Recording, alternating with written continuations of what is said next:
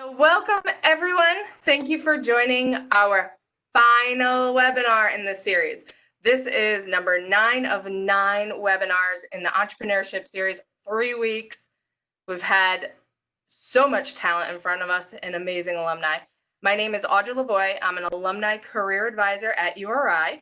Today, Ryan Zaczynski, who is the founder and CEO of Take It Easy Thursday, is our alum guest. And Dee Chatham, who is the director at URI Innovate, is going to be our moderator. I'm going to lead us through a couple of quick slides just to recap on where we have been, and then I will turn it over.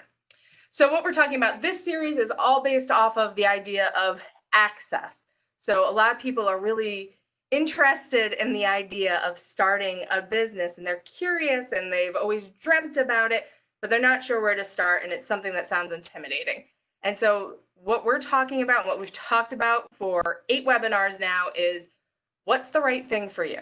It could be a big dream, brick and mortar, huge venture, or this might be my little side hustle that lets me practice some creativity, build some confidence, and get some skills under me.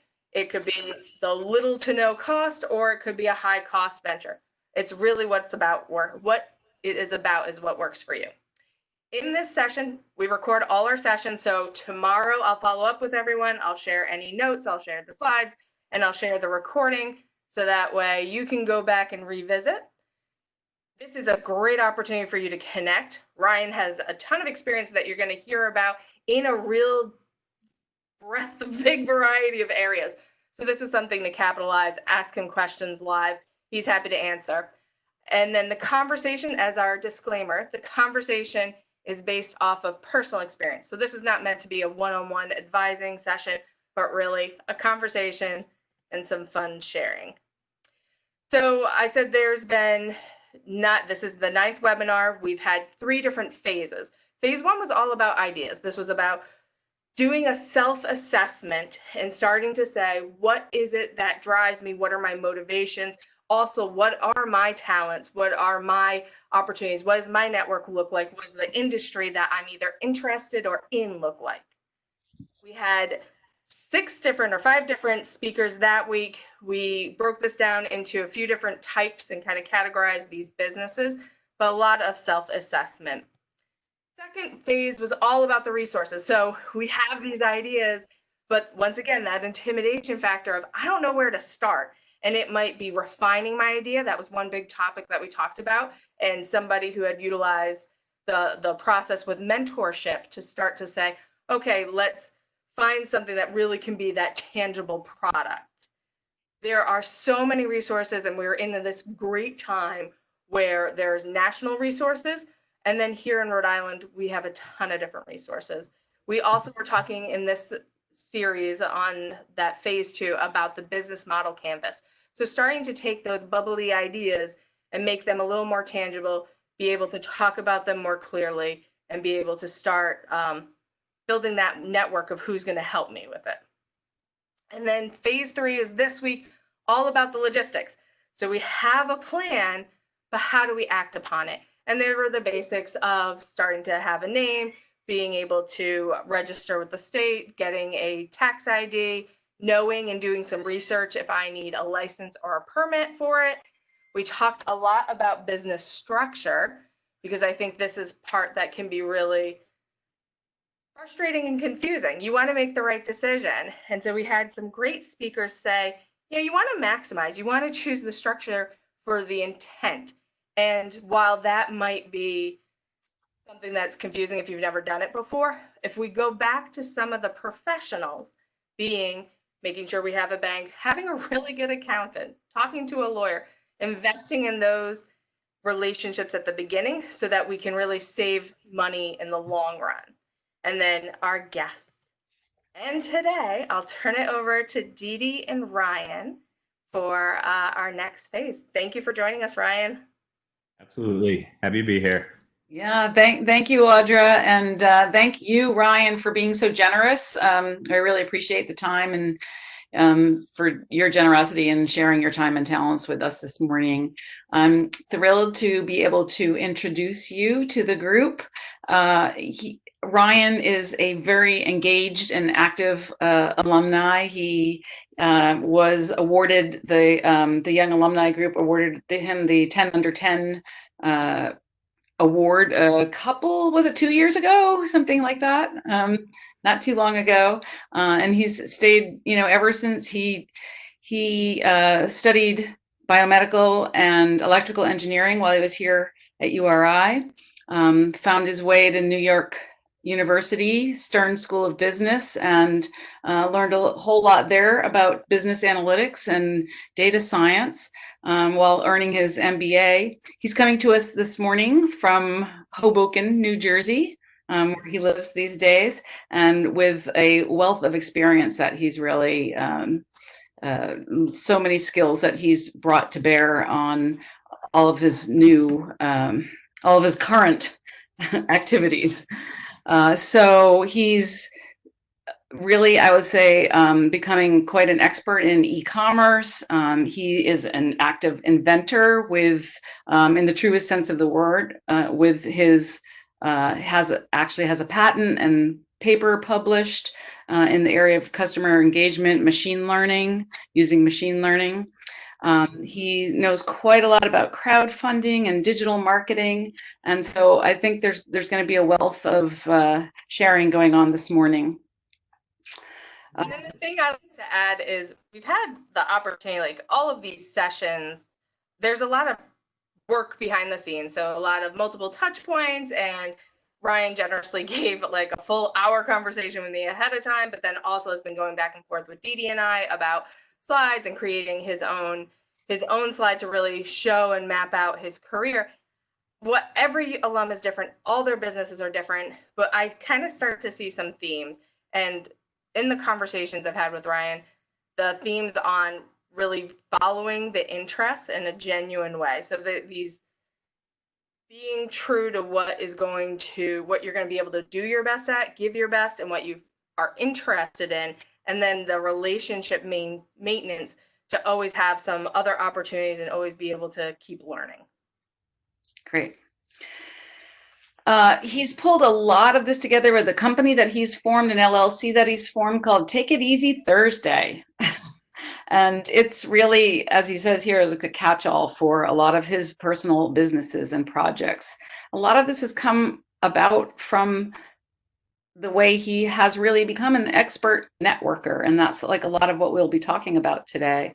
But he's got a great product called Band Liners. Sounds simple. It sits underneath your watch and keeps your band fresh and new for longer. And I'm sure he'll talk more about that. But as with anything that's simple, it seems simple on the outside, but there's a lot going on there. I mean, he's even engaged this year with outside of his College of Engineering at URI with our chemistry, with a chemistry professor here to help improve some of the adhesive used in his product. So again, very still active with URI, which is great. Social media. So Take It Easy Thursday is also sort of the umbrella for his social media analytics work. For example, working with a jeweler, 7 Kentucky. You know what? Ryan, let me have you go and talk through this if you would. This would be great. Yeah, absolutely. So kind of, it looks like a mishmash of things that I've done. And if I were an outsider looking at me, I would say, how did you get to where you were? So what I've done is you'll see the inner workings, like what's under the hood of how I got here. Basically, like what my career started out was, I was actually in the field that I studied for. So I started out as a biomedical engineer at a medical device company. And I was there for 6 years down here in Parsippany, New Jersey. And as I was sort of rising through the ranks at that company, I got really interested in the data side. So I had a very great boss that sort of gave me the keys to the car in terms of doing data analysis. And that's really the point that sort of drew me to getting into data, which then helped me a lot in terms of building out e-commerce companies, and then helped me, continue to pursue my passions.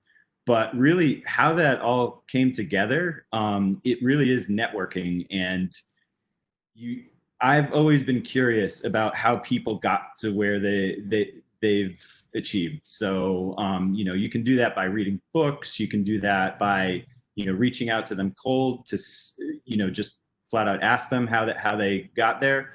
But one thing that I wanted to do is I wanted to visualize it, because even looking back on the things that I've done, it can confuse me. So I created this little flow chart, which kind of is a bunch of different lives that I could have had. And I wanted it to be like a helpful little tool for anyone out there that's trying to find their way in entrepreneurship, so they can see that it's really not a straight line. And if you want to keep pursuing what you want to pursue, you're going to have a lot of decision points, and you're going to need to make a lot of choices and make a lot of changes that, if you have a life plan that you think you're set on, you may need to completely upend that. And it's just a matter of, weighing the benefits versus, the drawbacks of doing that. And I love something that you said right before we started the webinar today, is like linear is a risk. It's like you're creating a more, a safer way forward. Even though you're such an entrepreneur, everybody thinks entrepreneurs love risk, whatever. You're actually reducing the risk by creating all these possible alternative paths for yourself. It's similar to just, a financial advisor in a portfolio strategy. So, or investors that, have private equity companies. What do? They invest in 30 or 40 companies, and one of them is really the one that's going to be the payoff, where, they may net out at a zero or, make losses on the other ones. So I've kind of, I caught on to that, and I said, I don't really want to trade stocks. So why not just, apply that to my entire career and see how hedging everything works out. And so far it's gotten me to some interesting places. So I guess I can walk through this, and, it kind of all begins at URI. I walked into the school as a bright-eyed, bushy-tailed freshman, pre-med biology major. I really wanted to go into medicine, sports medicine to be specific. I wasn't very tall, so the NHL wasn't an option for me. So the next best thing was to try to be a sports doctor.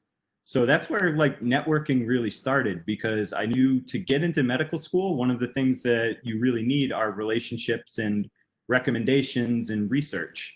So that led me to following my interests. So I was interested in orthopedics, and I found Dr. Donna Meyer, and she's in the mechanical engineering department. So, I struck up a conversation, reached out cold to Dr. Meyer, and she agreed to meet with me. And the one thing that was poignant about the conversation was she said, why are you a biology major? And I said, that's what pre-meds do, right? And she said, in so many words, the doctors I've met that are engineers know how the world works, whereas the doctors that I've met that were biologists know what was written in the texts that they studied.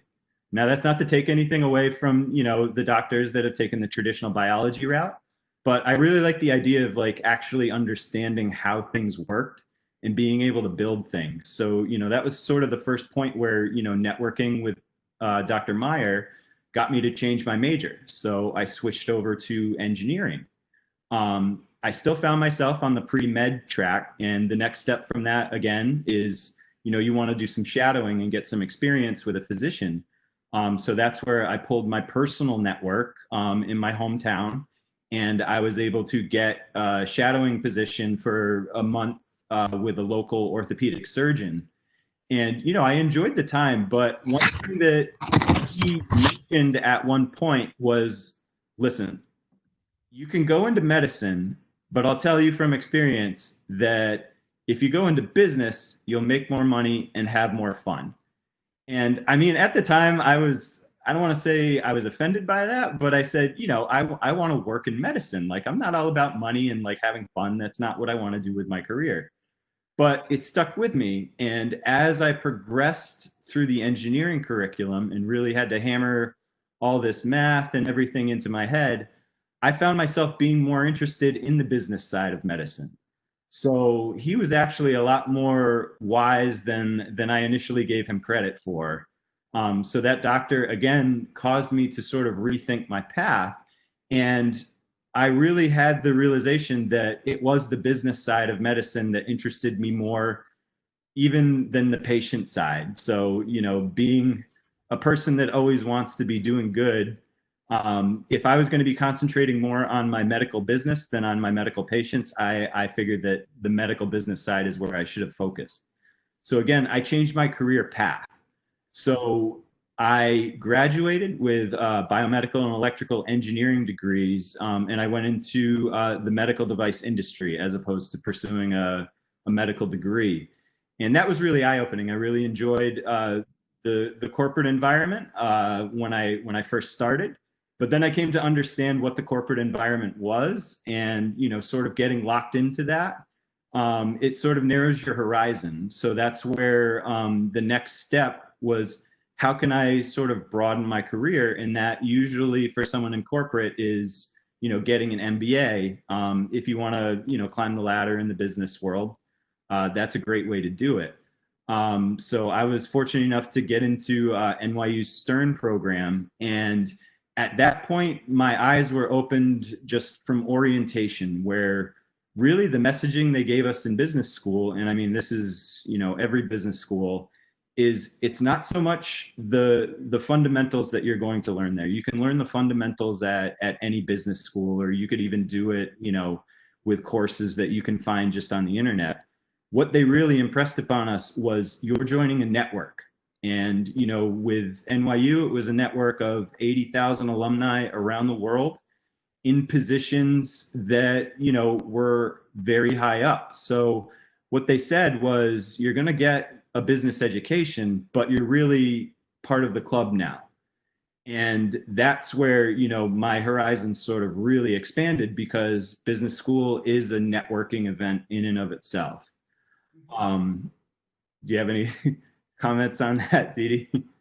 It's totally true. Having done an MBA myself at Northeastern University, it's like that's exactly it. It's like the peer. You know, it's all about, you know, they're all about how do you create a class where it's going to be a really interesting group of people who are going to learn from each other and help each other along the way. So like there's so much that comes from that, you know, during that 2 years. During that 2 years there, it kind of goes to like, I mean, the you know, some people are not such natural networkers as I think you are, and I think maybe people might be interested in sort of like, how do you, what's your goal when you're networking? So I had to learn. So I don't consider myself a great natural networker, because personally I always feel like a little shy. But I've had to really jump outside that comfort zone and just put myself out there. And even when it comes to networking, I can improve on a lot of things. You know, being down in New York City, I can go out, you know, there's 1,000 different things, you know, not so much at the moment, but that I could always be doing. But the first step is just getting yourself out there, be it sending that cold email, or, you know, reaching out to that friend about an idea and seeing if they could get you in touch with anyone. That's really the first step. And after you finally make that step, and, you know, you encounter someone that's walked in your shoes previously and see how open people are to, you know, helping you out, then it gets a lot easier. And that's sort of from the business school point. If I'm going to, you know, return to this, I'm on my third career path on this sort of chart. So at that point, I'm like, okay, I'm going to get my MBA. You know, maybe I'll go into corporate consulting, something like that, become a business executive. But having that URI engineering background, I took very well to the data science courses. So this was around 2011 that data science was just becoming a real buzzword. And I was fortunate enough to be in a lot of inaugural classes that taught us all about this new field of, you know, machine learning and data science, and how companies had these huge troves of data that were, you know, essentially untapped. So they taught us how to tap that with, you know, analysis techniques. Do you want to switch back to that slide just for a second? So at that point, I had friends that were also former URI alums reach out to me that had founded a company called Data Capable, which in 2011, they figured out how to scan Twitter for people that were talking about power outages.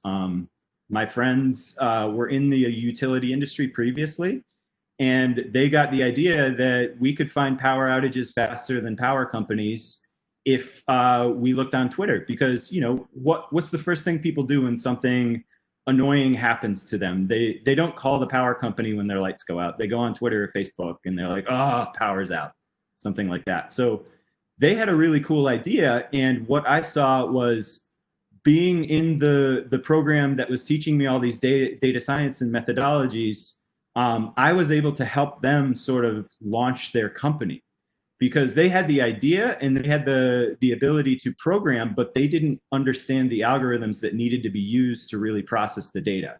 They just knew how to find it. They didn't know how to process it and validate it and make it into something of value. And that's really the first point that I understood, that the ultimate goal of networking, at least as I see it, is value. And, you know, creation of value, not just for you, but for everyone else that you're trying to interface with. That's how I've found the path of least resistance when it comes to networking.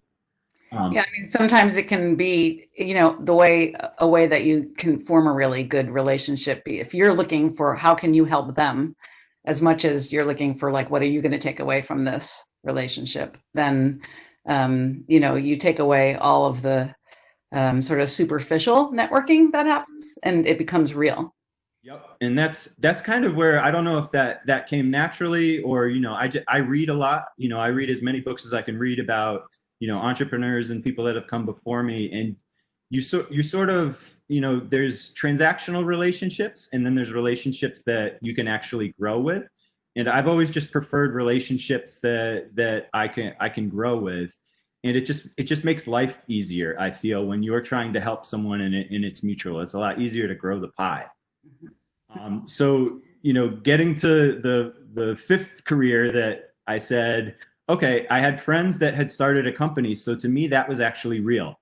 I said, wow, you know, my friends started a company, you know, they incorporated, they were actually getting, you know, business leads, and I was helping with them. So, you know, that to me, I was like, all right, this is real. I can do this. So I made the jump from the corporate life, which was a pretty comfortable life that I was making out for myself. I was a manager. I had a great solid 9 to 5 with a lot of vacation time. But I didn't want that to be the next 20 years. I wanted to dive in and see what I could build myself. So once you get into sort of the startup world, and you are at the level where you are, you know, interfacing with other founders, it sort of rockets things forward, because most founders are more than happy to introduce you to other people or help you out in any way you can, because again, they're looking at you as, you know, who are you going to be, you know, tomorrow or 6 months from now or 5 years from now? You don't really know. Like, how might we partner down the road, perhaps? Mm-hmm. Yep. So that's always been, you know, my mindset when I'm looking to, you know, interface with new people or reach out, or I mean, it extends to everyone. It's not just business relationships. It could be press relationships, you know, anything that really gets you out there and amplifies your message. It's a lot easier to help convince people to do it for you if you're bringing some sort of value to them.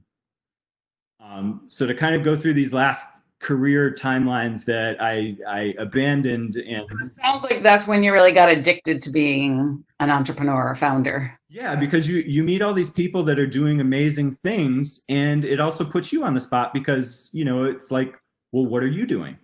And, you know, if you want to keep up with this crowd, you want to be doing stuff. And, you know, ideally, you want to be of the mindset where that's what you enjoy.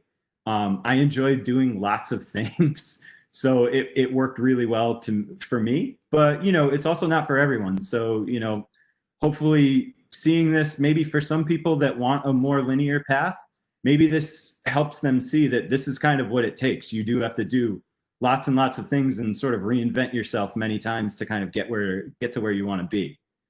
And it's not for everyone. All the adages about, you know, I quit my 40-hour job because I wanted to work 100 hours, like, to be an entrepreneur. That's the truth. And like, it's every hour of every day. You know, you go to sleep, you wake up, you're living this lifestyle 24/7. Yeah, and I mean, I think in each one of the levels of your chart here, it's like there's just so much you probably walked away learning at each level. So that's what, you got from all of that in order to. Both Fascinating to see this in 15 more years. Oh my God. Both, you're going to need a bigger slide. Yeah. Both walking away with learnings and also knowing when to walk away from certain opportunities if they're not, aligning with what you want to do. So, I've had many opportunities to join companies, maybe not as a lead role. And again, that would have put me in a position where, I would have had to make a choice about the things I wanted to pursue versus pursuing it for someone else. So that kind of gets me to the point where I decided that I wanted to go into the startup world, but I wanted to actually make the jump to being a founder and a creator, because then I would have, the most control over my destiny. And that's where I had built up a little bit of a reputation to where I could reach out to people. At the time, I was the director of a Y Combinator-backed startup called Vive that was the Uber for blowouts, the hair salon service. I may be one of the most well-versed people on hair blowouts in New York City, if not the world. But that also gave me clout to reach out to other startup people because I was now among the startup group. And that led me to reaching out to a friend over a networking group called Angel.co, which is a great resource for startups. It's like LinkedIn for startups. And I had always wanted to get into fashion. I just love fashion. And I found someone on that group that was a fashion designer that was in need of someone that had some business expertise. So I reached out to him, and he was very open to, collaborating. And that we ended up founding a leather goods company that we launched on Kickstarter and did 7 figures of revenue in a very short amount of time, which I'll get into in a bit. But that's my, let's see, 1, 2, 3, 4, 5. That was my 5th career. So I, was working with them for quite some time. But as startups do, there's differences in opinion about the trajectory of how startups should proceed. And I parted ways mutually with that endeavor. I exited as an owner. And that's sort of gotten me to now, which I've taken all these different experiences and I sort of run my own business with 3 different prongs. So I operate as a digital strategy consultant now, which takes all my learnings from working with different e-commerce companies. And then I sort of funnel that into my own endeavors. So products that I create myself and, also businesses that I'm building for myself moving forward.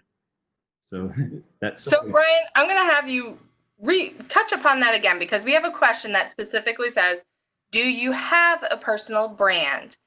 Have you separated your personal brand from the projects you've worked on, or have they fused together? So that's an excellent question. And it's something that's always at the top of my mind and was at the top of my mind from the get-go. If you ever have like a side session, I'll describe how I got to Take It Easy Thursday as my business name, but it's a different story for a different time. But, Take It Easy Thursday is something that I founded back in 2014 when I still had my corporate job, and I didn't know what it was going to be yet. I knew I was tinkering with product design, and it was just a name that I really liked for certain reasons.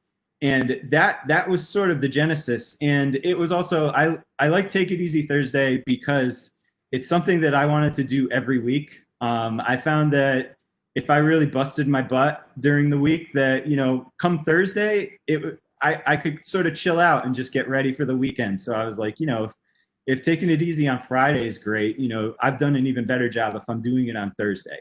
So, like that, I always wanted, every founder sort of wants a personal brand and they want to be able to market themselves, but there's a level as to where that's appropriate or not. So, as a consultant and a business consultant, I had to sort of really build up my portfolio and pedigree to be able to approach people with a name like Take It Easy Thursday and have them take me seriously. But it's something that I was able to achieve. Now, in terms of how this company is evolving over time, there are different different prongs to the umbrella. So Take It Easy Thursday has sort of become my catch-all to consulting, product design, and other sorts of companies that I'm developing under it. So each of those companies sort of have their own identity, and those identities are what I would sort of push forward with each of those endeavors. So for instance, the product I created, band liners. I market that as band liners. I don't really market it as Take It Easy Thursday because there's no, it's hard for me to describe how those two things connect. So as you sort of focus in on different things you want to do, you definitely want to develop a brand around, what relates to what the endeavor's about, because that way people are, it's easier for them to understand what you're doing. So that's something that you always want to be mindful of. Audra, did I answer that? Yes, thank you. Okay. And then if there's follow-ups to that sort of question, I'm happy to answer.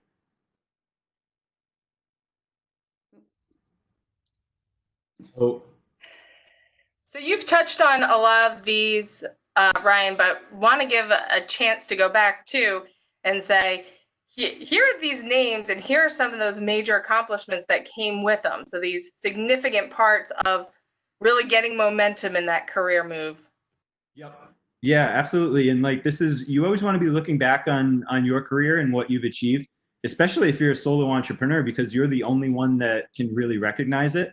And it helps in building your own confidence. And as you're progressing, especially as a solo entrepreneur, you want to be well versed in what you've accomplished, because that's how you're going to communicate the value that you're going to bring to other people. So, very early on, my work with, my friends at Data Capable, I helped them, build their analytics side of their company. The networking aspect came into that. So as I was wrapping up my MBA, the last semester I approached a professor, and rather than taking an elective course, I asked him if he wanted to do research. I said I was working with a company called Data Capable that had access to troves of Twitter data, and we were trying to build some algorithms that would help us, intelligently detect power outages. So he was more than happy to join on, and not only did I get to interface with, a world-renowned professor on the topic, but I also had a research scientist working with me. So, these are things that would cost thousands and thousands of dollars if you were to commission someone to help you with this. So seeing that I was still in the MBA program and had access to these people, I was able to, arrange this with Data Capable where it was mutually valuable. So on the Data Capable side, they would get world-class advising and, help with programming algorithms. On the NYU side, they would get access to data that they otherwise wouldn't have. And I was also going to learn in a practical sense how to do a lot of things that, you really only read about other companies doing, and you can't really understand what's going on under the hood. So I did the research project. It continued for a couple of years after I graduated, but we ended up publishing both a journal paper on the methodologies we proposed. And actually, we were able to get a US patent on machine learning and natural language processing for the approach we were taking, looking at Twitter and identifying power outages. And we expanded that well beyond that. So it's a disaster response platform now. They do a lot of work with school safety. So it's really grown from there. But it was, what sort of value could I provide? What sort of value could the company provide? And what sort of value could the school provide? And that was the first case where I was really able to maximize the pie for everyone. And, 2 years in a row. You were the one who saw the opportunity there and brought people together and was really like the glue of, that. Yeah. And that was really the first time that, people will be agreeable to these sorts of things if you can communicate the mutual value. And I mean, the kind of cool thing from that, we were invited to the White House twice. So I got to be the representative going there. So that was back in 2014. So how was that? What were you doing there? So the Office of Science and Technology Policy was very interested in different companies that were gathering data and applying it to geospatial and temporal, things, which basically means we were looking at data over time and applying it to locations. So we were from the utility industry, so they were very interested in what we were doing in terms of historically looking at power outages and mapping it to the locations where big disasters happened, like hurricanes and tornadoes and things like that. And then seeing how we could then interface with both government and other private entities. So, we were this little tiny startup called Data Capable that no one had ever heard of. And, the first person I talked to at the first event I went to was, a high-level person at Google, and people at companies like Twilio that have, grown into, 9 or 10-figure companies after that. So when you're in that situation, what's that feel like? How do you, are you a little overwhelmed? Are you just the first time? Yeah. I was starstruck. I was there with people. I remember sitting down in the presentation that we were at and introducing myself to the person next to me. And, I said, I do data science for this little startup you've never heard of. And the guy I was sitting next to was like, I'm the disaster response administrator for Maryland. I was just like, wow, can I have your card? And it just sort of went like that. I, at that point, had never done anything like that. And I didn't really know my story that well in the story of Data Capable and what we were doing. So, I will say that it was intense for me. And I probably, bungled a few conversations off the bat that, could have turned into something more. But, there was no way that I could have been prepared for that. So what I did is just literally learn on the spot. So by the second time I was back at the White House, I had a pretty buttoned up story and, I handled it a lot better. So I think the learning on the spot that happens there often, at least, in relation to networking, is how can I find a connection between what you're doing and what I'm doing? Yeah, absolutely. And that's really fundamental. Now, again, I've found that it helps tremendously when someone you're trying to get something from also sees that you can provide them value. There's a bunch of different ways to do it, but that's the way that I've always had success with. Good. So then a second pivot point was really at my own volition. So again, I was interested in fashion. I was working as a director at a startup, so I was getting to know the whole community. And I reached out cold to a founder that was trying to start a fashion company. And again, it was, what value can I provide and what value can you provide to me? So the value that was provided to me was a way that I could help start a company with someone that really knew their stuff in terms of fashion. And that person, admittedly, when I reached out to them, their job posting was, hey, I'm a fashion guy. I know nothing about business, looking for a business person that likes fashion. So it was a perfect match. And really, when I reached out to him, he didn't know what his venture was going to become either. He was dabbling in apparel and things like that. And ultimately, he was doing a lot of research with Kickstarter. And he found that leather bags at the time, this is 2015, 2016, and like travel goods, they were really on the upswing. So he designed a beautiful line of leather goods. And really what I did is, I started with just helping with simple things like spreadsheets and projections and stuff like that. And, it took 6 months to even come to the point where it's like, all right, we're gonna form a company and do this for real. So a lot of things that I found, another theme I guess you could touch on in terms of how you network effectively is, I don't want to leave you as a cliffhanger. I just lost my train of thought for a bit. No problem. Well, I'll replace your train with a question, and maybe that'll get you back there. Awesome. So we have a question that says, any advice on how to make those types of pitches? So if I'm approaching a company and I'm trying to show that we're both mutually, there's a good relationship, how to make those types of pitches? So it's very similar to a job interview, honestly. Approach it like that. If you're trying to work with a company, research them, know everything about them, try to know that company or that product or whatever you're focused on as good, if not better than them. If you can show that you know their product at least as good, if not better than them, one, they appreciate it. And two, it'll be very easy for them to see the value in it. So thank you for that prompt. It got me back to where I was going. So in addition to creating value, what I've done in a lot of cases, and there's a bit of risk involved, is I've offered to help for free for things that I've really wanted to be involved with. And this is both with companies that have had zero money and companies that have been very well capitalized, but didn't necessarily have a marketing budget or something like that. So, if you have the confidence and the ability to, interface with a company and do something for free, if you're a consultant, it would be, doing some sort of service-oriented work. If you have products and product samples, giving those samples away, giving something away for free, as long as there's an endpoint to that and a goal, is going to open a lot more doors than otherwise would be open. That's at least what I've found.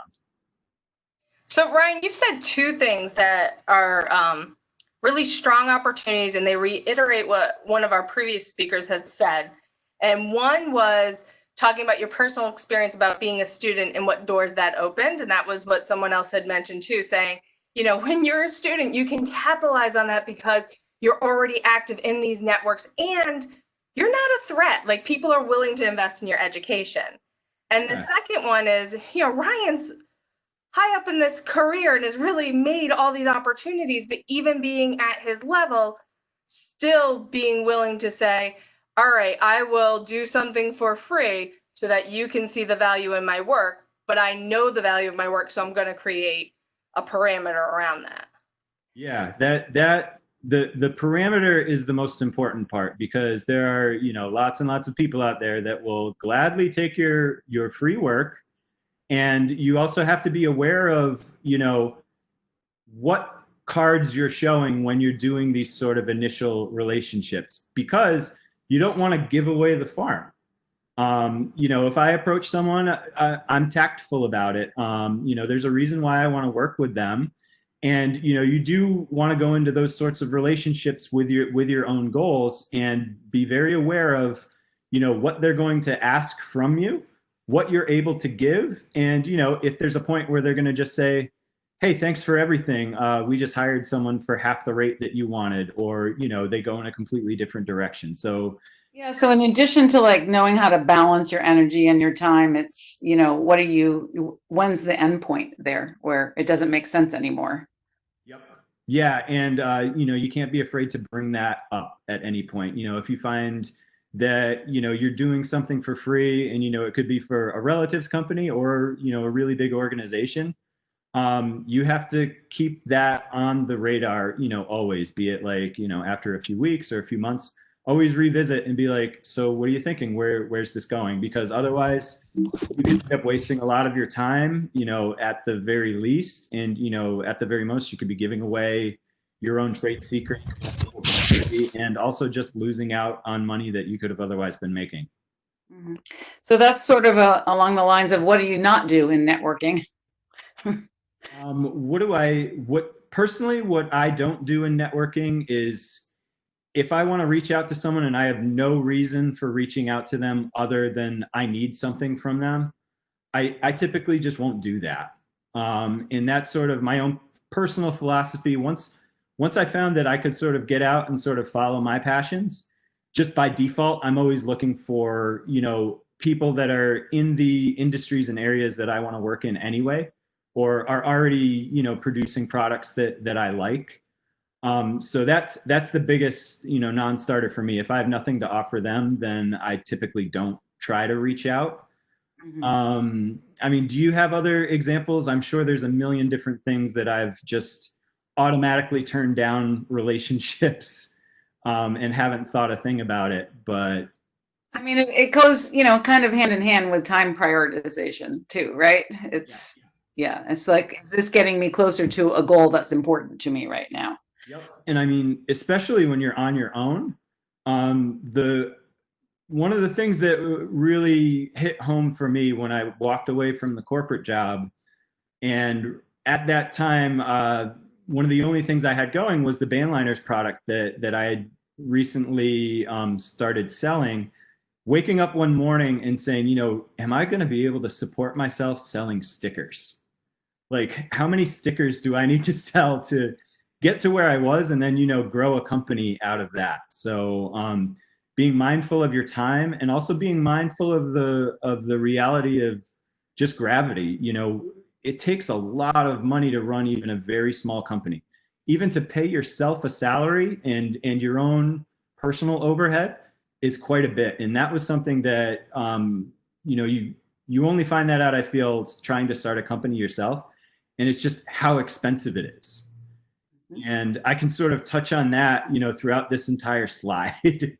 So, I mean, yeah, so you've talked a lot.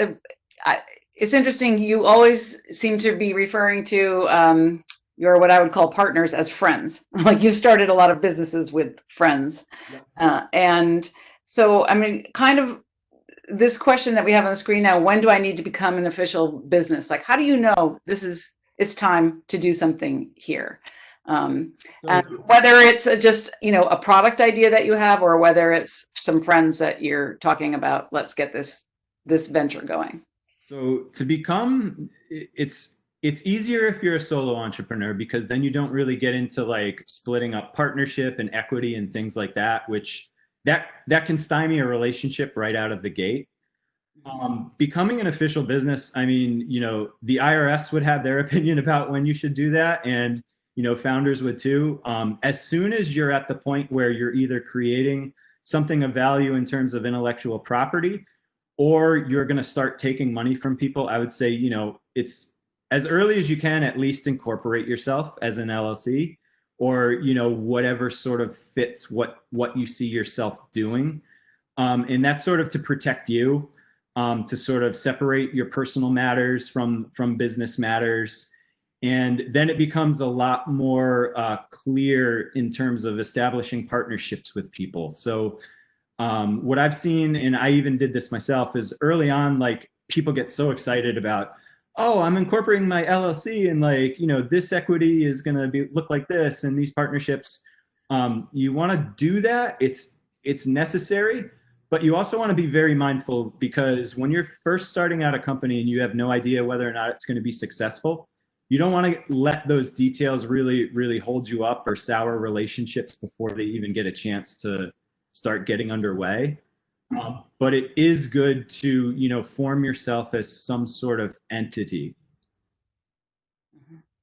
And one of the things that, if I were to give any sort of advice on the type of entity you'd like to choose, really, it's about what you want to do way down the road. One of the things that I've run into with a few companies that I've helped create was, if you're going to sort of operate as a sole proprietor, or a solo person, or a partnership, the LLC is the route to go. But if you're thinking about taking on investors or anything, trying to grow it in that way, you really want to look hard at a C corporation, because there are different aspects of the C corporation that make taking on investors a lot more straightforward. The tax structure is different, and even to the point of, like, say you want to start a company that's going to have a goal of donating to charity or something like that, which is something I've looked into recently. You really want to be a C corporation for that, because an LLC or a sole proprietorship, you're actually very limited in terms of like how your taxes work in terms of how much you've donated. So let's say you want to sell a product and donate a portion of that product to a charity or something like that. It's a lot more difficult to do if you're an LLC, because you're very limited as to how much of that you can actually write off on the business side. So those are some things, early on to be mindful of, basically, do I want to take investors and try to grow this into a unicorn, or do I just want to operate as, a small entity? And that's kind of the two different aspects that I'd consider first and foremost. And you don't always know it when you get started. Yeah. No, and you can always change over. So it's a pain in the butt and it's expensive, but say with the leather goods company, we started off as an LLC, but we did have to transfer to a C corporation, because we did want to start taking on investment and things like that. So that involves your accountant, that involves your lawyers and things like that, and it's not cheap to do, but you can do it. So that's where don't get completely held up at the starting gate. You know, go forward with what you think makes the most sense. Consult, you know, an attorney and an accountant, and then sort of roll with the punches after that. And it seems like you've had a good amount of experience with crowdfunding as well. I thought maybe we should touch on. Yeah, absolutely. So crowdfunding is a wonderful thing, but it's also very much just like any other business environment. So, you know, Kickstarter, even back in 2016, when we started on Kickstarter, it wasn't all that it seemed. So, running a Kickstarter, it's not like if you put a product on Kickstarter and you have no network and no way to amplify it, you're not going to get noticed. What we found out really quickly was most Kickstarter projects are extremely well funded. So the idea of crowdfunding and Kickstarter is, you know, you go in with this fantastic idea and organically it grows, it catches on, people share it. That's not really how it works. Kickstarter is a huge business, and crowdfunding in general is heavily reliant on your ability to get out on social media. So we spent, to get our initial campaign off the ground, tens of thousands of dollars in social media advertising to get our product out there. And that was something that we had no idea. If you're not starting your Kickstarter project with a huge network, an email list, you know, a lot of money for marketing, which is counterintuitive because if you're doing a Kickstarter, the idea is you don't really have the money to do that.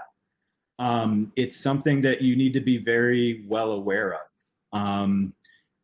To just put it in perspective, our Kickstarter for our first wool and oak product, we ended up raising over $500,000. We spent upwards of $30,000 on advertising, and you know that got us to that $500,000 mark. My Bandliners Kickstarter, I did that, you know, 6 months after our first wool and oak Kickstarter, and I was high on the horse. I said, you know, this is fantastic. Like, it's going to get out there. I know all the people. You know, I had a smaller email list, and you know, I didn't really have the connections that we had on the fashion industry side. And you know, I did $7,000 for my Kickstarter, and it was a really cool product that, you know, you'd think would catch on organically, but I just didn't have a budget to market it, and that's sort of the disparity. So, you know, tens of thousands of dollars in marketing can get you to that $500,000 point. You know, original, what you think is really cool and brilliant product, if you don't have the network to get it out there, it's just not going to get out there. We have a comment I'd like to read and then just touch upon these real quick and move on to our next one because I want to make sure that's all about networking. So let me read the comment. So I keep running into new roadblocks and looking for advice to maneuver around them. Last year, I joined a team to co-found a business, and beginning of this year, everything was ready to launch. Of course. Ready to go, ready to pass go, collect $100. And the primary threw on the brakes and stopped communicating with us. I have a unique background in which I have seen many business failures that directly affected employment. So I have been doing contract work and officially launched my own business as an LLC in February, a service-based startup. The pandemic completely canceled all of my contracts for the year, so I've been busy trying to rekindle and adapt to current opportunities. My main investor also came to me to start a tech-based startup. He's been bootstrapping. I made a name for myself as an individual and trying to transition that name into my business with new COVID hardships.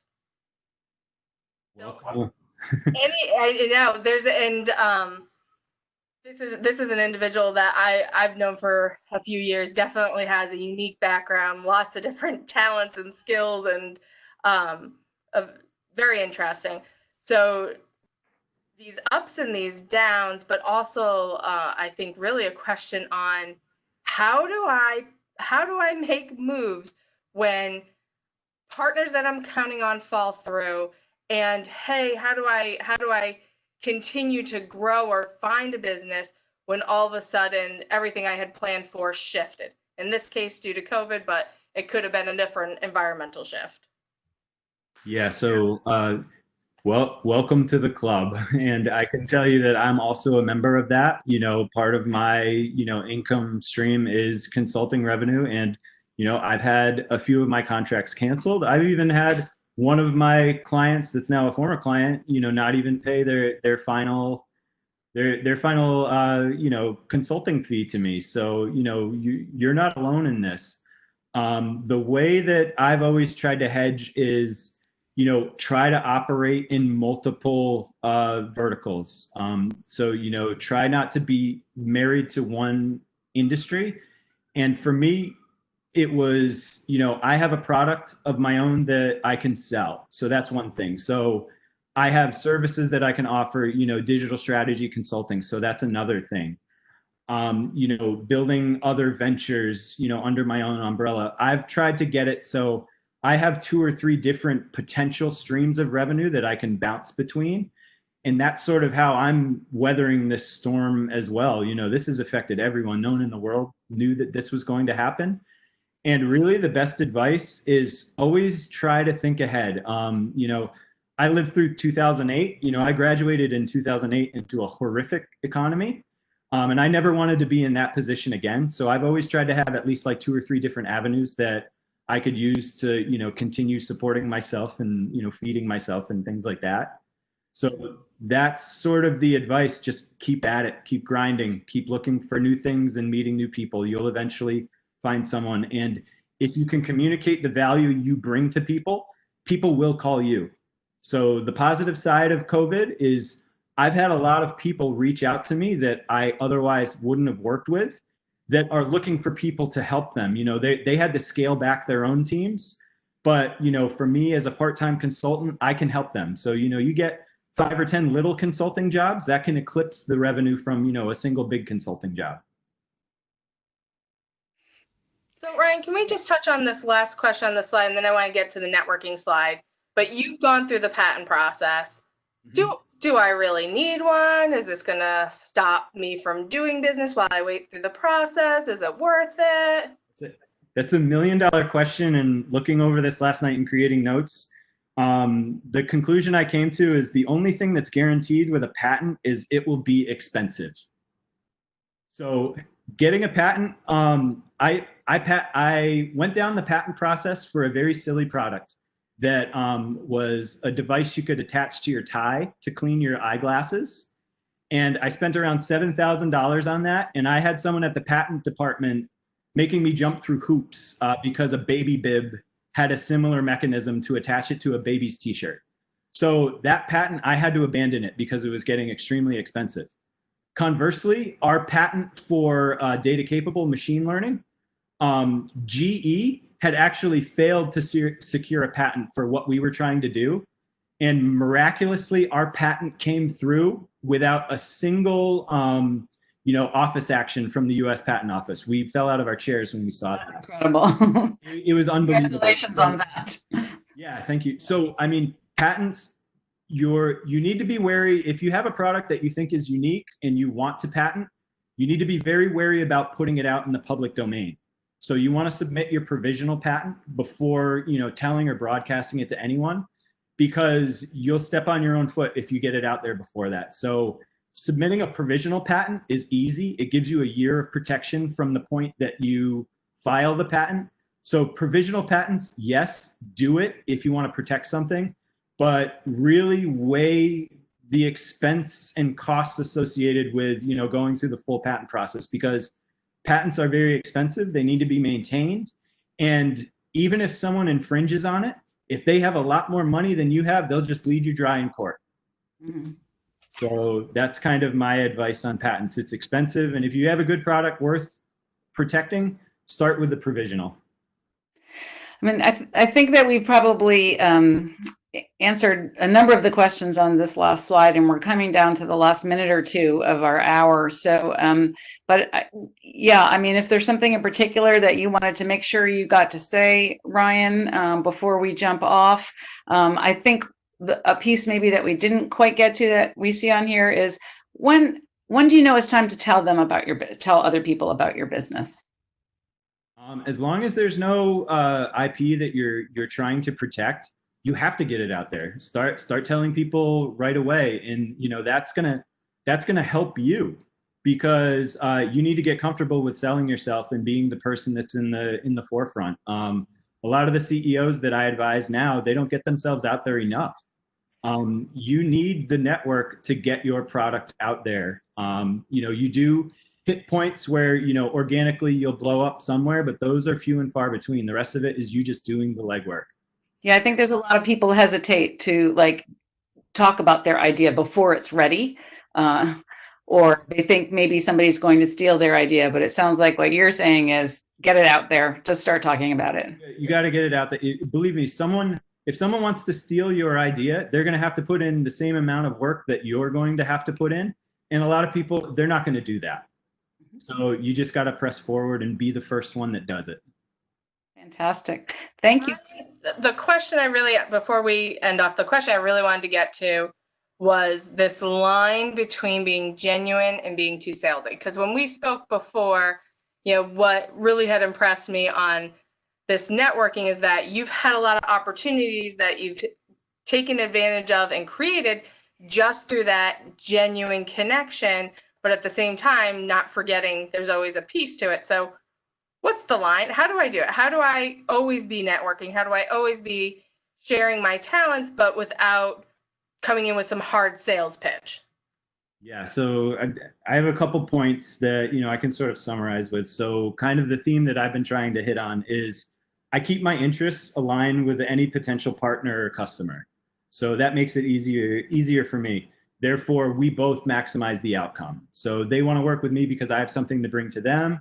And then I'm not shy about building up my business or what I can do, because they can see the value in that. There is a time and a place to be a bit more cutthroat than that. It's possible. It's often glorified in business, being that cutthroat negotiator that's out there, doing this. And sometimes that's necessary, but my perspective is small business is hard enough. So having bad transactional relationships is something I like to avoid, and it helps me sleep well. And then sort of the bottom line is get really good at creating value for others. They will come to you after they know who you are. So get good at creating value for others, be it through your service or your product. As long as people can find you, they will. If there's value to be had by interacting with you, they will find you and they will ask you to provide value for them. And then read books, read about other founders that have been there before. Their experiences, people love talking about their experiences. Networking, it's a precursor to negotiation. So kind of think through what relationship you want to have with the person you're networking with, and know that down the line, it's going to lead to a negotiation. So if you're always, approaching things as networking and negotiation, you'll have a much better standing as to, why you should be connected with whomever you're trying to connect with. Fantastic. And hey, it's Thursday, so take it easy Thursday. Take it easy, everyone. Thanks so much for your time. We really appreciate it, Ryan. Absolutely. Thank you. Thank you. And thank you everyone for joining us. I'll follow up tomorrow with a summary. Take care, everybody. Bye-bye.